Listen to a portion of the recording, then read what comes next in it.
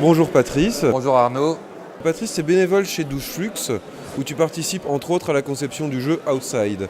Est-ce que tu peux nous expliquer comment tu es arrivé dans cette équipe projet et quel est son objectif ? En fait, moi, je suis bénévole dans Doucheflux, j'ai plusieurs activités et cette activité-là m'a motivé parce que justement ça relatait la vie des gens qui sont à la rue et ça permettait, grâce à ce jeu, de pouvoir conscientiser les gens par rapport à la vie à la rue, à la problématique que ces gens ont, de devoir essayer de survivre. Parce que sur le plateau, il y aura les différentes associations, les différents lieux que les sans-papiers ou les sans-abri peuvent fréquenter pour essayer de trouver une solution à leurs problèmes de nourriture, de logement, de soins et d'aide qui peuvent être apportés par les différents pouvoirs publics. Pour toi, un jeu comme celui-ci, un jeu donc qui est fait pour une cause, doit être un bon jeu.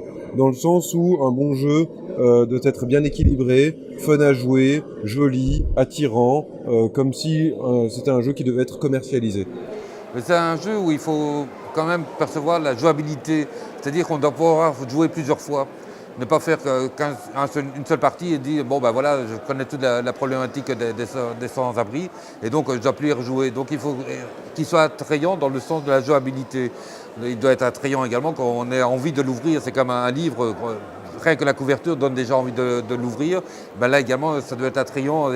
C'est vrai que la rue est très dure, elle est très noire, mais ce n'est pas pour autant que ça doit être noir sur le jeu, que le jeu doit être dans cette noirceur-là. En ce qui concerne la difficulté, est-ce que tu penses que c'est un jeu qui doit être facile, difficile ? Est-ce que c'est un jeu qui doit être accessible à tous ? C'est un jeu réaliste, donc c'est un jeu où c'est la réalité. Toutes les histoires que les gens vont devoir vivre, ce sont des récoltes de réalité des gens de la rue. Donc c'est tout basé sur la vraie vie. Ce n'est pas un jeu de télé-réalité, mais c'est un jeu réaliste. Et donc à partir de ce moment-là, oui, ça peut être contraignant, oui, ça peut être blessant, ça peut être oppressant, mais encore une fois, c'est la réalité. Et donc c'est ça qu'on essaye de mettre les gens dans une immersion des gens à la vie et à la rue. Et donc c'est vrai que ça va être dur, ça va être noir, mais il y a également des côtés positifs, il y a des rencontres positives qui peuvent être faites. Et donc c'est une réalité de la vie. Et c'est un jeu où on joue contre le jeu, finalement. Le joueur est contre le jeu, qui est la représentation de la rue. Le joueur est contre la société qui fait qu'on est à la rue, qui fait qu'on ne peut pas s'en sortir. Ce n'est pas un jeu contre le jeu, mais c'est vraiment une réflexion contre tout ce qui est mis en place pour aider les gens. Et est-ce que c'est vraiment mis en place pour les aider à sortir de la rue ou bien pour les garder dans la rue? Il y a toute une réflexion qui peut être faite à partir de ce jeu-là. Et à partir du moment qu'on soit gagnant ou perdant, parce qu'on ne sait même pas si gagner, ça va être de sortir de la rue, est-ce que c'est gagner? Parce que même quand on sort de la rue, il y a d'autres problèmes qui viennent. Et les problèmes qu'on a connus à la rue sont amplifiés également. Parce que tout ce qu'on a, notre passif, revient dans la réalité. Ce jeu-là, s'il n'y avait pas les sans-abri, ben, il n'existerait pas. Et c'est vraiment leur vie.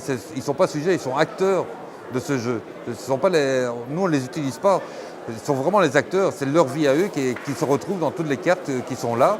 Et donc, ils ne sont même pas bénéficiaires dans le sens où on parle d'eux. Ils sont bénéficiaires dans le fait également de pouvoir s'exprimer et de pouvoir relater ce qu'ils vivent et être eux. Et qu'on puisse les entendre et les écouter, et que les gens comprennent et s'informent et comprennent, entendent ce qu'ils ont à dire et comprennent leur situation. Donc la revendication, ce serait de leur donner la parole finalement.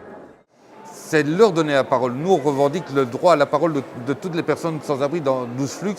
Les activités, c'est fait par les sans-abri. Il n'y a pas une activité qui est faite par des bénévoles. Non, c'est les sans-abri, ils sont encadrés peut-être par les bénévoles, mais c'est donner la permission de s'exprimer, que ce soit dans le magazine, que ce soit dans le jeu, que ce soit dans le film débat, que ce soit dans les autres activités, la radio également, c'est toujours la parole aux sans-abri. S'il n'y a pas de personnes en situation de précarité, ben la radio, le projet radio disparaît. S'il n'y a pas des sans-abri qui écrivent dans le magazine, ça disparaît. Si le jeu n'est pas fait par les sans-abri, ben il n'existe pas ce jeu. On dit qu'un jeu, c'est lutter contre ou lutter pour quelque chose. Selon toi, quel est l'objet de la lutte dans le jeu Outside ?